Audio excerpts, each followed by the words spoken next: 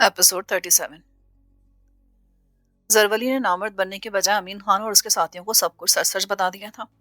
مولانا نصیب اللہ کے اغوا کی پوری کہانی سنانے کے بعد زرولی نے رحم طلب انداز میں کہا، امین خان، خدا کی قسم، میں نے تم لوگوں کو سب کچھ سچ سچ بتا دیا، اب تو مجھے جانے دو۔ بالکل جانے دیں گے، فکر نہ کرو۔ فی الحال تم میرے چند سوالوں کا جواب دو، اس کے بعد ہم نہ صرف تمہارا علاج کریں گے بلکہ تمہیں عزت و احترام کے ساتھ یہاں سے رخصت بھی کر دیں گے۔ پوچھو۔ خان جی کا فارم ہاؤس کہاں ہے؟ پوری تفصیل کے ساتھ بتاؤ۔ شہر سے تقریباً 30 کلومیٹر مشرق کی طرف، جہاں خان جی کی جاگیر ہے، وہیں فارم ہاؤس بھی موجود ہے۔ کتنے آدمی ہوتے ہیں وہاں؟ ویسے تو 3 ہوتے ہیں، مگر ان کی تعداد گھٹتی بڑھتی رہتی ہے۔ مولانا کو وہاں کس جگہ رکھا گیا؟ وہیں ایک کمرے میں رکھا گیا۔ اس نے قدر الجھے ہوئے انداز میں جواب دیا۔ شاید اسے امین خان سے ایسے سوال کی توقع نہیں تھی۔ امین خان اس کا مطلب سمجھ گیا۔ یہ سوال میں نے اس لیے کیا ہے کہ خان جی جیسے لوگ تہخانے بنانے کے بہت شوقین ہوتے ہیں۔ ہو سکتا ہے کہ فارم ہاؤس میں بھی کوئی تہخانہ ہو جہاں مولانا کو رکھا گیا ہو۔ میرے علم میں تو ایسی کوئی بات نہیں ہے، میں وہاں کبھی کبھار ہی جاتا ہوں، البتہ وہاں مستقل موجود رہنے والے آدمیوں کو ضرور معلوم ہوگا۔ فارم ہاؤس پر کتے تو رکھے ہوں گے خان جی نے؟ ہاں، کتے 3 ہر وقت وہاں موجود رہتے تھے، جو دن کے وقت بھی کھلے رہتے ہیں۔ بہت شکریہ زروری، ہم تمہیں پرسوں صبح رہا کر دیں گے، فکر کرنے کی کوئی ضرورت نہیں ہے۔ یہ 2 دن ہم تمہیں ایک مہمان کی طرح رکھیں گے، یہاں تمہارے کھانے پینے، علاج اور آرام کا مکمل خیال رکھا جائے گا۔ تم نے تو کہا تھا کہ ان چند سوالوں کا جواب دینے کے بعد تم مجھے جانے دو گے، مگر اب اپنے کہے سے مکر رہے ہو، کس لیے؟ دیکھو زرولی، میں اپنے وعدے سے کبھی نہیں مکرتا۔ میں نے کہا ہے نا کہ پرسوں صبح ہم تمہیں چھوڑ دیں گے، یہ ہم دونوں کے مفاد میں ہے۔ تمہارا علاج بھی ہو جائے گا اور تمہاری کہی گئی باتوں کی تصدیق بھی ہو جائے گی۔ کیسی تصدیق؟ کیا تمہیں یہ شک ہے کہ میں نے جھوٹ بولا ہوگا؟ شک تو نہیں، مگر تصدیق کرنا ضروری ہے۔ ہو سکتا ہے اپنی جان بچانے کے لیے تم نے جھوٹ بولا ہو۔ خدا کی قسم امین خان، میں نے ایک ذرہ برابر بھی جھوٹ نہیں بولا۔ میرے اقوا سے قبل تک مولوی اسی فارم ہاؤس پر تھا، اب اگر اسے خان جی نے کہیں اور شفٹ کر دیا ہو تو اس میں میرا کوئی قصور نہیں ہوگا۔ تم فکر مت کرو، میں سب کچھ معلوم کر لوں گا۔ مولانا مجھے فارم ہاؤس پر نہ ملا، مگر تیرے سچ جھوٹ کا پتہ میں چلا ہی لوں گا۔ دوسری رات امین خان کھلی چھت کی 2 جیپوں میں اپنے آدمی لے کر شہر کی طرف روانہ ہو گیا۔ امین خان سمیت وہ کل 10 آدمی تھے اور سب کے سب آتشی اسلحے سے لیس تھے۔ مولانا کو چھڑانے کے لیے آج وہ ہر حد سے گزرنے کا تہیہ کر کے نکلے تھے۔ اس مشن پر جانے سے پہلے امین خان نے پشاور میں موجود جمال خٹک سے تبادلہ خیال کر لیا تھا۔ خٹک نے اس کی پوری بات سننے کے بعد اسے بھرپور تعاون کی یقین دہانی کرائی تھی۔ رات 12 کے قریب وہ شہر پہنچ گئے۔ وہاں سڑک کے کنارے موجود ایک ہوٹل میں چائے وغیرہ پینے کے بعد وہ عجلت میں آگے بڑھ گئے۔ خان جی کا فارم ہاؤس وہاں سے 30 کلومیٹر کے فاصلے پر تھا۔ ٹھیک آدھے گھنٹے کے اندر وہ فارم ہاؤس تک پہنچ گئے۔ گاڑیاں انہوں نے فارم ہاؤس سے کافی فاصلے پر روک دی تھیں۔ 2 آدمیوں کو امین خان نے گاڑیوں کی نگرانی پر مامور کر دیا اور باقیوں کو ساتھ لے کر فارم ہاؤس کی طرف بڑھ گیا۔ رات کا وقت ہونے کی وجہ سے ہر طرف اندھیرے اور سناٹے کا راج تھا۔ فارم ہاؤس کے ارد گرد دور دور تک آبادی کا نام و نشان نہ تھا۔ وہ سب اطمینان کے ساتھ چلتے ہوئے فارم ہاؤس کی 4 دیواری تک پہنچے۔ فارم ہاؤس مکمل طور پر تاریکی میں ڈوبا ہوا تھا اور کسی قسم کی کوئی آواز نہیں آ رہی تھی، جس سے ثابت ہوتا تھا کہ وہاں موجود پہرے دار خواب خرگوش کے مزے لوٹ رہے ہیں۔ گیٹ کے قریب پہنچتے امین خان نے تمام آدمیوں کو رکنے کا حکم دیا اور پھر فارم ہاؤس کے اندر داخل ہونے کے لیے وہ سب مل کر لاہ عمل تیار کرنے لگے۔ ناصر خان اور خاستہ گل ڈائریکٹ گیٹ سے اندر داخل ہو کر ایکشن کرنا چاہتے تھے، مگر امین خان اس کے حق میں نہیں تھا۔ وہ باقاعدہ پلاننگ کے ساتھ فارم ہاؤس میں داخل ہونا چاہتا تھا۔ اس کے لیے وہ جواز پیش کرتے ہوئے کہنے لگا، ہمیں فارم ہاؤس کے اندر کا حال بالکل نہیں معلوم۔ ہم نہیں جانتے کہ یہاں خان جی کے کتنے آدمی ہیں اور ان کے پاس کس قسم کا اسلحہ ہے۔ اگر ہم یوں اندھا دھند فائرنگ کرتے ہوئے اندر داخل ہوئے تو بہت زیادہ خون خرابہ ہونے کا امکان ہے، اس لیے میں خون خرابے کے حق میں نہیں ہوں۔ ہم نے صرف مولانا کو آزاد کرانا ہے، اس لیے فارم ہاؤس سے موجود لوگوں کو صرف بے ہوش یا زیادہ سے زیادہ زخمی کرنے پر اکتفا کرنا ہے ہمیں۔ خان صاحب، اگر وہ مرنے مارنے پر تل گئے تو ہم کیسے چپ رہیں گے؟ ویسے بھی مولانا کو اغوا کرتے وقت انہوں نے مجھے جان سے مرنے میں کوئی کسر نہیں چھوڑی تھی۔ وہ تو میری قسمت اچھی تھی کہ پر وقت ناصر خان پہنچ گیا، ورنہ آج میری قبر پر گھاس پھوس اگ چکا ہوتا۔ احمقانہ باتیں مت کرو خاستہ گل، ہم یہاں مولانا کو چھڑانے آئے ہیں، تمہارا بدلہ لینے کے لیے نہیں۔ ویسے بھی تم زروری سے جی بھر کر بدلہ لے چکے ہو، اور کیا چاہتے ہو؟ اسے دفع کرو خان جی، ہمارے پاس وقت بہت کم ہے، اس لیے جلدی فیصلہ کریں کیا کرنا ہے۔ فیصلہ تو ہو گیا ہے، ہم 4 آدمی گیٹ پھلانگ کر فارم ہاؤس میں داخل ہوں گے اور باقی 4 فارم ہاؤس کی اقوی دیوار سے اندر داخل ہوں گے۔ اس سے پہلے کتوں کے لیے زہریلا گوشت اندر پھینکیں گے ہم۔ ٹھیک ہے جناب، ابھی زہریلا گوشت اندر پھینک دیتے ہیں، کتے یہیں گیٹ کے آس پاس ہوں گے۔ اتنا کہنے کے بعد ناصر خان ایک آدمی کے ساتھ دبے قدموں گیٹ کی طرف بڑھا۔ اس آدمی نے ہاتھ میں گوشت والا تھیلا پکڑ رکھا تھا۔ گوشت میں ایک سریع اثر زہر ملایا گیا تھا، کوئی بھی جاندار اسے کھا کر صرف 5 منٹ کے اندر ڈھیر ہو سکتا تھا۔ नासिर खान ने कुछ गोश्त के टुकड़े गेट के ऊपर से और कुछ दीवारों के ऊपर से फार्म हाउस के अंदर फेंक दिए। इस दौरान अमीन खान ने 4 आदमियों को फार्म हाउस की अकबी जाने भेज दिया था। उन्हें 10 मिनट के बाद दीवार फलांग कर अंदर दाखिल होने की हिदायत की गई थी। गोश्त फेंकने के बाद उन्होंने 10 मिनट इंतजार किया और फिर दबे कदमों गेट की तरफ बढ़ गए। गेट के सामने पहुंचकर अमीन खान सरगोशियाना अंदाज में बोला, नासिर खान, पहले तुम अंदर जाओगे। हमारा एक साथ अंदर दाखिल होना मुनासिब नहीं है। अगर अंदर हालात साजगार हो तो मुंह से कोयल की आवाज निकाल देना, ये सिग्नल होगा हमारे लिए। ठीक है जनाब। नासिर ने राइफल कंधे से लटकाई और जंगला नुमा गेट को थामकर पैर फंसाता दूसरी तरफ कूद गया। उसके कूदने से हल्की सी धप की आवाज आई मगर कोई रद्दअमल जाहिर न हुआ। राइफल कंधे से उतारकर उसने दोबारा हाथ में पकड़ ली और चौंकन्ने अंदाज में इधर उधर देखने लगा। गो के तारीकी गहरी थी मगर इतनी देर तारीकी में रहने के बाद उसकी आंखें अंधेरे में देखने की आदी हो गई थी। वो चंद लम्हे अपनी जगह खड़ा रहा, फिर दबे कदमों आगे बढ़ गया। वो फार्म हाउस की शुमाली दीवार के साथ साथ पेशकदमी कर रहा था। 20 गज आगे जाकर उसे 2 कुत्ते दीवार के साथ पड़े नजर आए। उसने झुककर उनका जायजा लिया तो वो दोनों मर चुके थे। गोश्त के चंद टुकड़े अभी तक जमीन पर बिखरे पड़े थे। गालिबन सरीउल असर जहर ने कुत्तों को मजीद गोश्त खाने का मौका नहीं दिया था। तीसरा कुत्ता उसे कोशिश के बावजूद कहीं भी नजर न आया और ये बात तशवीशनाक थी। बाहर उसके साथी उसकी जानिब से सिग्नल के मुंतजर थे और वो फार्म हाउस के अंदर खड़ा कश्मकश के आलम में इधर उधर देख रहा था। चंद लम्हे मजीद इंतजार करने के बाद उसने गेट की तरफ रुख बदला और मुंह से कोयल की आवाज निकालना ही चाहता था कि उसके अकब से बिल्कुल ही नजदीक वो राहट उभरी और एक झटके से वो पलटा, मगर इस दौरान जसीम कुत्ता उस पर छलांग लगा चुका था। थाने पहुंचकर जमशेद ने दोनों दहशतगर्दों को अलग अलग सेल में बंद करा दिया और खुद एएसआई कामरान को साथ लेकर ऑफिस में दाखिल हुआ। सर, रात के 11 बजने वाले हैं, क्या आप घर नहीं जाएंगे? कामरान, मेरे घर जाने से ज्यादा अहम यहाँ मौजूद रहना है। आईजी साहब जब हमारा साथ दे रहे हैं आज, कल वो इक़्तिदार की कुर्सी पर बैठी किसी काली भीड़ के दबाव में आ सकते हैं। मैं बंगश को आपको मोहलत देने के हक में नहीं हूँ। बंगश पर हाथ डालने का सुनहरा मौका है। हमारे पास उसके खिलाफ तमाम सबूत मौजूद हैं। अगर कुछ नहीं है तो वो हैं गवाह। आज के ऑपरेशन में हमारे हाथ जो 2 दहशतगर्द लगे हैं, मैं उन्हें बंगश के खिलाफ गवाह के कटहरे में खड़ा करना चाहता हूँ। सर, अगर आप माइंड ना करें तो कुछ बोलूं? बोलो, क्या खास बात है? सर, बंगश जैसे लोगों को इस मुल्क का कानून सजा देना तो दरकिनार, चंद रोज कैद में भी नहीं रख सकता। ऐसे लोगों के लिए शूट ऑन द स्पॉट के ऑर्डर्स पास करने चाहिए। हम अपने महकमे के कई लोगों की कुर्बानी देकर उसे कानूनी कटहरे तक तो ला सकते हैं, मगर सजा देने का कोई इख्तियार नहीं रखते। गिरफ्तार होने के चंद ही रोज बाद वो दोबारा आजाद घूम रहा होगा। हमारा काम उसे अरेस्ट करके अदालत में पेश करना है। उसे सजा देना कानून का काम है। मैं तुम्हारे कहने का मतलब समझ रहा हूँ मगर मजबूरी है। कैसी मजबूरी सर? आप चाहें तो उसे सेल्फ डिफेंस के दो। मैं प्रोफेशनल बदयानती का सोच भी नहीं सकता। हाँ, अगर बवक्त गिरफ्तारी बंगश ने ऐसे हालात पैदा कर दिए तो फिर शायद मैं ये भी कर गुजरूं। बहरगैफ, इस वक्त तो हमारे लिए ये दोनों अहम दहशतगर्द हैं। इनसे मालूमात हासिल करने के बाद ही अगला कदम उठाने के बारे में सोचा जा सकता है। वो दोनों तकरीबन आधा घंटा ऑफिस में बैठकर तबादला ख्याल करते रहे और इसके बाद उठकर जख्मी दहशतगर्द के सेल में पहुंच गए। जख्मी दहशतगर्द फर्श पर लेटा था और उसकी टांग और बाजू से खून बह रहा था। एक कांस्टेबल ने कुर्सी लाकर उसके नजदीक रख दी। जमशेद कुर्सी पर बैठकर बोला, क्या नाम है तुम्हारा? किसके लिए काम करते हो? सलीम। किसके लिए काम करते हो? अपने लिए। सलीम करहा कर बोला, तुम शायद ये सोच रहे हो कि आज या कल में यहां से निकल जाओगे, मगर ये तुम्हारी भूल है।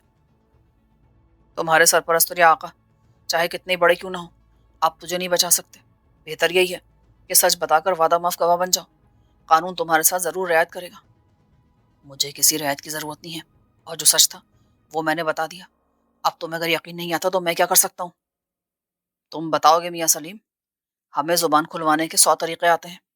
तुम लोगों ने तो कतरा कतरा करके प्लास से मेरे नाखून उखाड़े थे ना, और मुझे बांधकर मेरे जिस्म पर उछल कूद की थी। मगर आज हम कतरा कतरा करके तुम्हारे बदन से तुम्हारी रूह खींचेंगे। आज तुम्हें दर्द का सही मतलब पता चलेगा। मेरी जुबान फिर भी नहीं खुलेगी। सांसों का रिश्ता बेशक टूटता है तो टूट जाए बदन से, मुझे कोई परवाह नहीं है। ये तो थोड़ी देर बाद पता चलेगा कि तेरी जुबान खुलती या नहीं। जमशेद एएसआई के साथ सेल से बाहर निकल गया। जरा देर के बाद वो दोनों दूसरे सेल में थे जहां नजीर उर्फ जीरे कालिया पड़ा हुआ था। जीरा कालिया दीवार के साथ पुष्ट लगाकर बैठा था। उसके दोनों हाथ पुष्ट पर बंधे हुए थे। मैं जानता हूँ आज नहीं तो कल रात तक तुम्हारा नाजायज बाप तुम्हारे वारिसों का सहारा लेकर यहाँ पहुंच जाएगा। तुम्हें बेगुनाह साबित करने के लिए वो एड़ी चोटी का जोर लगाएंगे। ऊपर से हमें बुरे नताज की धमकियां दी जाएंगी। मगर मेरी एक बात कान खोल कर सुन लो, अब दुनिया की कोई ताकत तुम्हें छुड़वा के ले जा नहीं सकती। इसलिए तुम बता दो कि ये सब तुम किसके इशारे पर और कब से कर रहे हो, और अब तक कितने बेगुनाहों की जिंदगी से खेल चुके हो। मैं مجھے معلوم ہے تم کیا کہنا چاہتے ہو، یہی نا کہ تم اس ملک کے ایک شریف اور نیک شہری ہو اور پولیس نے تمہیں جھوٹے الزام میں گرفتار کر لیا ہے؟ بولو، تم لوگوں کی پشت پناہی کون کرتا ہے؟ کون تمہیں جدید اسلحہ فراہم کرتا ہے؟ کون ہے وہ ملک و قوم کا دشمن جو معصوم لوگوں کے خون سے ہولی کھیل رہا ہے؟ جواب دو، ورنہ میں کھال کھینچ ڈالوں گا تمہاری۔ جیرا خاموش رہا۔ جمشید چند لمحے اس کے بولنے کا انتظار کرتا رہا، مگر جب اس نے زبان نہ کھولی تو جمشید کے ہاتھ پاؤں حرکت میں آ گئے۔ اس کا پہلا گھونسا جیرے کالیا کے منہ پر پڑا۔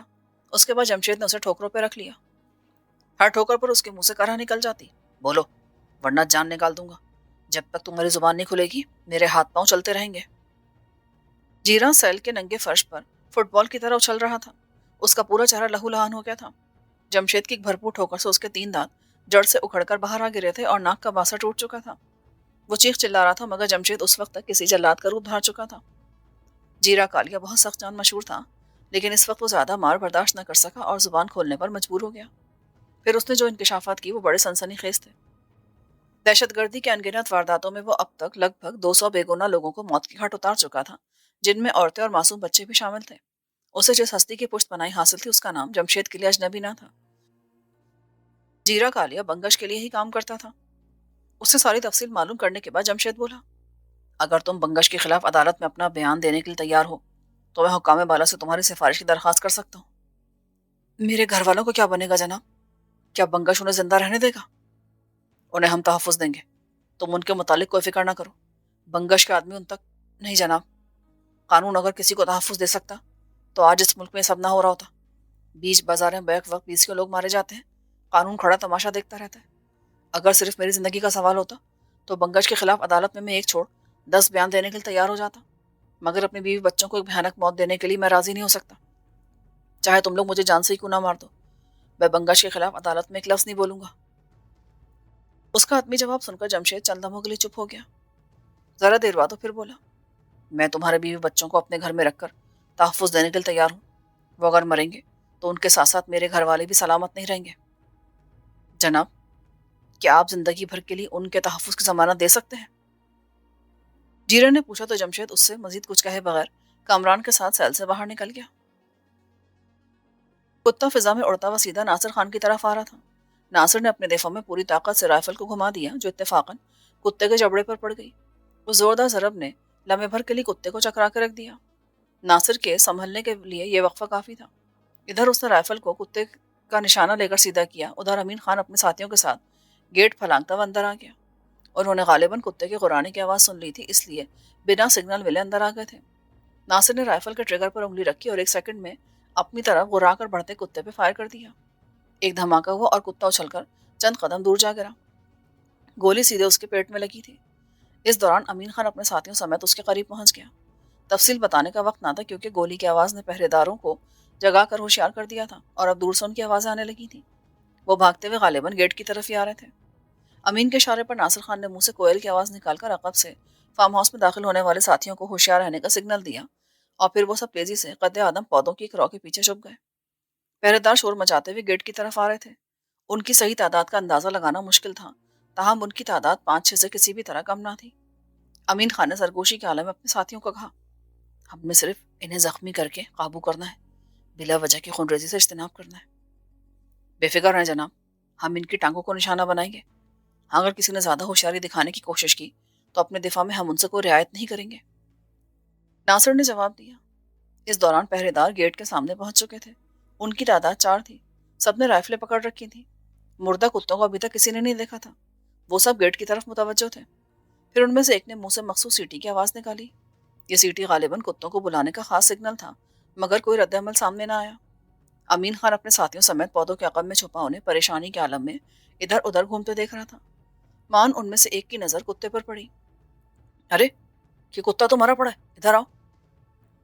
وہ چاروں مردہ کتے کے گرد جمع ہو گئے۔ امین خان اور اس کے ساتھیوں کے لیے انہیں زخمی کرنے کا یہ اچھا موقع تھا۔ اس نے اپنے ساتھیوں کو اشارہ کرتے ہوئے ایک پہرے دار کی ٹانگوں کا نشانہ لے کر فائر کر دیا۔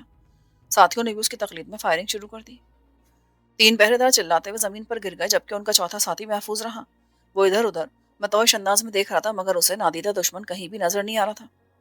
رائفل پھینک کر دونوں ہاتھ اوپر اٹھا لو، کوئی بھی غلط حرکت کرنے کے بارے میں سوچنا بھی مت، ورنہ سب بے موت مارے جاؤ گے۔ تم سب اس وقت میرے نشانے پر ہو۔ امین خان نے کہا۔ پہریدار نے ایک لمحے میں رائفل پھینک کر دونوں ہاتھ اوپر کر لیے۔ امین خان اپنے ساتھیوں کے ساتھ پودوں کے عقب سے نکلا اور تمام پہریداروں کو گھیرے میں لے لیا۔ ان کے ایک ساتھی نے آگے بڑھ کر پہریداروں کی رائفلیں اٹھا لی تھی۔ اس دوران امین خان کے وہ ساتھی بھی وہاں آ گئے جو عقب سے فارم ہاؤس میں داخل ہوئے تھے۔ امین خان کے استفسار پر انہوں نے بتایا کہ وہ ایک پہریدار کو زندہ پکڑ کر باندھ چکے ہیں۔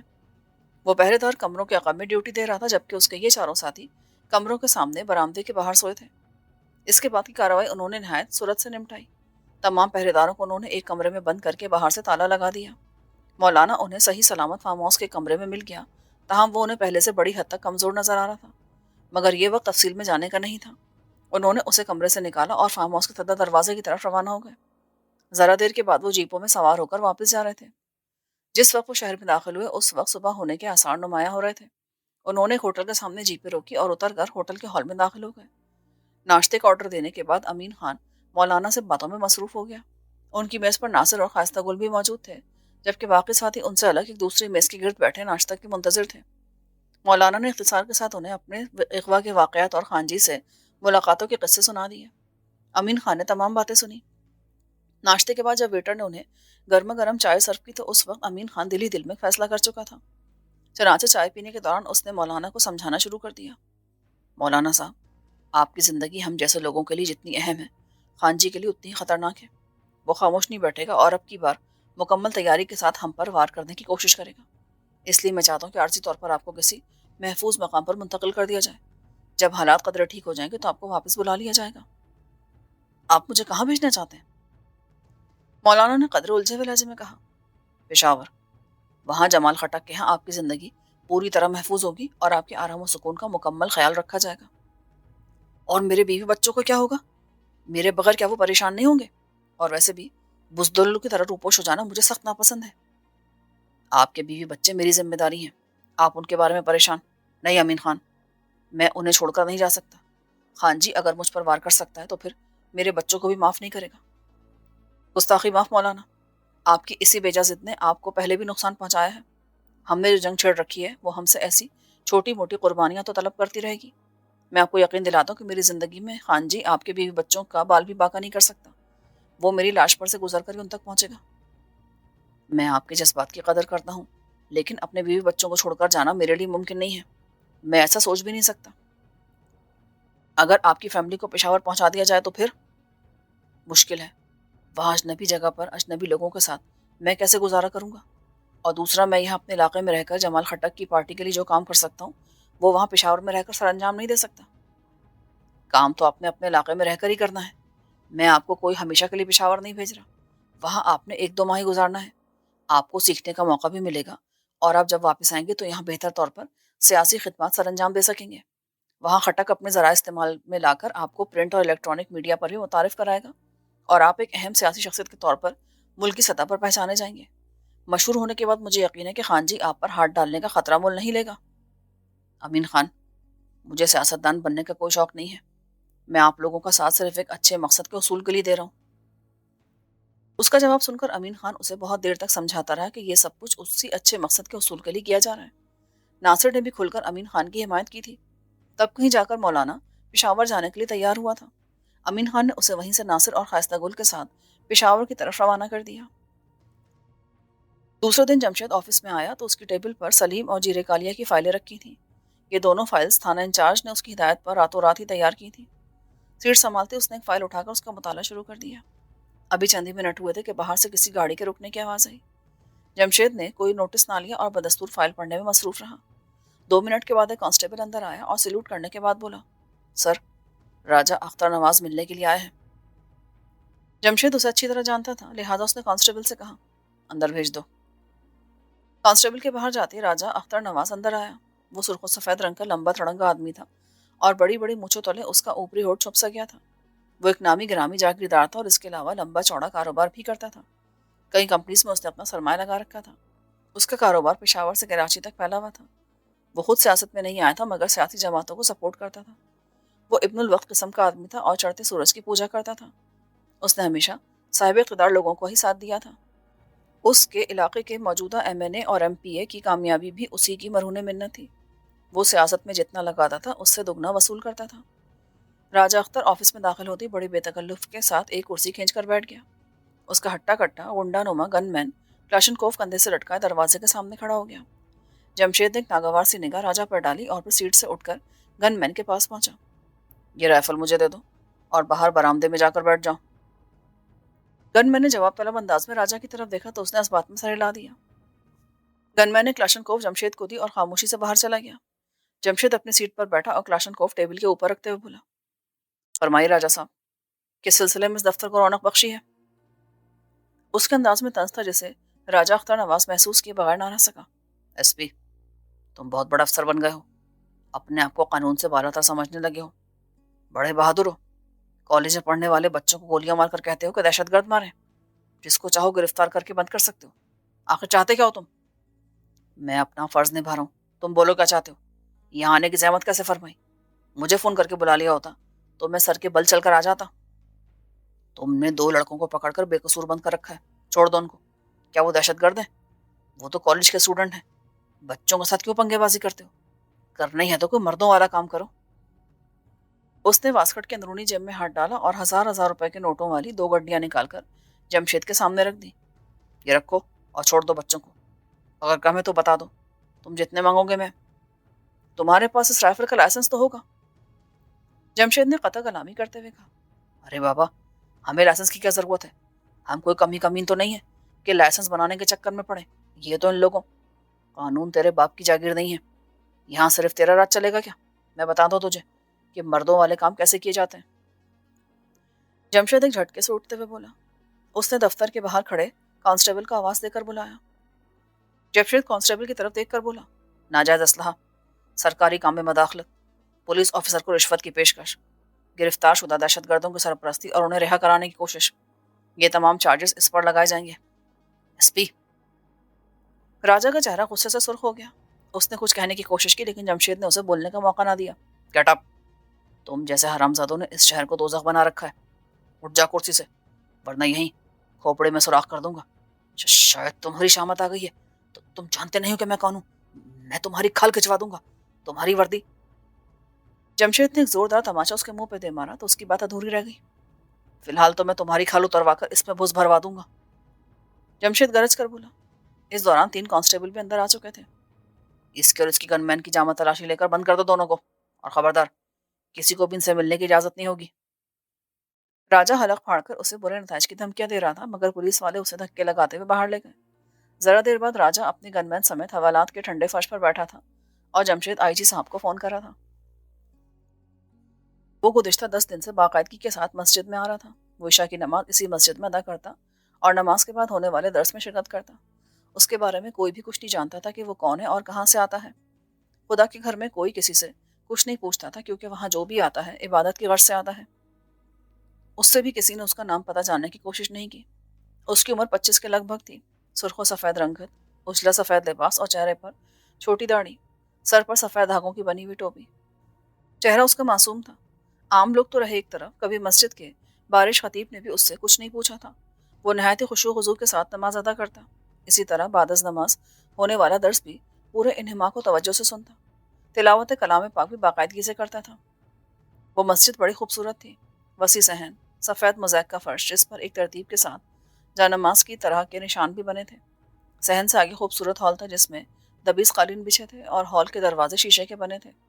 छत से बड़े बड़े खूबसूरत फानूस लटके थे जिनकी रोशनी से रात के वक्त हॉल बक़ाए नूर बना रहता था। उस रोज़ भी हस्ब मामूल इशा की नमाज के बाद मस्जिद के हॉल में तिलावत कलाम पाक का दर्स शुरू था। उस दर्स में लगभग 30-35 अफराद शामिल थे जो एक नीम दायरे की शक्ल में एक दूसरे से जुड़कर बैठे थे। सबके सामने रहल पर कुरान मजीद रखा हुआ था। उस दायरे के वस्त में मस्जिद का खतीब मौलवी इस्लामुल्लाह तशरीफ़ फरमा था। वो एक एक आयत पढ़ता और फिर उसकी तफसीर बयान करना शुरू कर देता। उसका अंदाज बड़ा ही दिलनशी था। वो खूबरू नौजवान भी उस दर्स में शामिल था। उसके गोरे चिट्टे चेहरे पर मुख्तसर सी स्याह दाढ़ी बहुत भली लग रही थी। उसके सामने भी रहल पर कुरान मजीद खुला हुआ रखा था मगर वो आज कुछ मुस्तरब सा नजर आ रहा था। दर्स की तरफ उसका ध्यान कम था। वो बार बार पलटकर मस्जिद के बैरूनी दरवाजे की तरफ देखने लगता। उसके तासुरात से वाज़ेह तौर पर जाहिर था कि जैसे वो किसी की आमद का मुंतजर हो। मस्जिद के सहन में बाएं जाने वजू करने की जगह थी जहाँ चंद आदमी बैठे वजू करने में मसरूफ थे। ये वो लोग थे जो बाजमात नमाज से रह गए थे। दर्स में शरीक किसी भी शख्स ने इस नौजवान की बेचैनी का नोटिस नहीं लिया। ऐसे ही वक्त में स्याह रंग की एक कार मस्जिद के दरवाजे के बाहर पहुंचकर रुक गई। कार में कुल 4 आदमी सवार थे, एक स्टीयरिंग के सामने, दूसरा उसके साथ वाली सीट पर और 2 पीछे।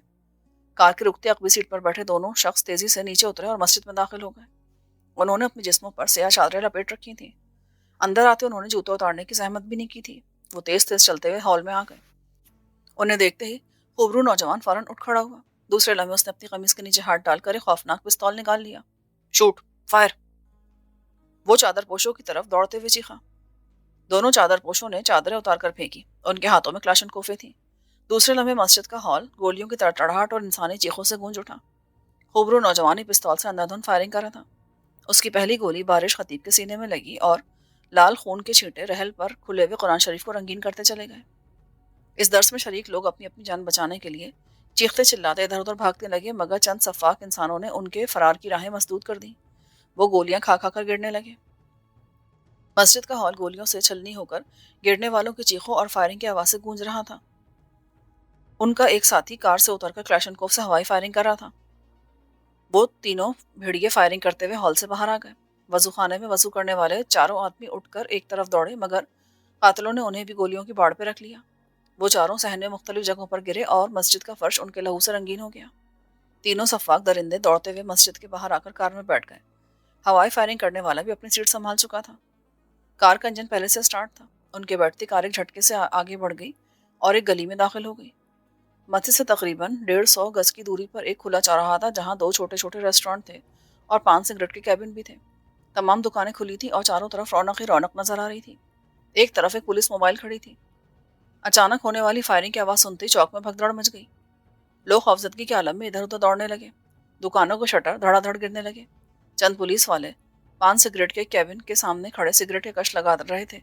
वो फायरिंग की आवाज सुनते ही मोबाइल की तरफ दौड़े। दूसरे लम्हे मोबाइल वैन हरकत में आ गई। लोगों का ख्याल था कि वो फायरिंग वाली जगह की तरफ जाएंगे और दहशतगर्दों को गोलियों से भून डालेंगे, मगर मोबाइल तेज रफ्तारी से भागती हुई बुखारे सिंध में निकल गई। आवाम की इज्जत और जानो माल के मुहाफिज इस तरह दुम दबा कर भागे थे जैसे जहन्नुम की बलाएं उनका ताक़ुब कर रही हों।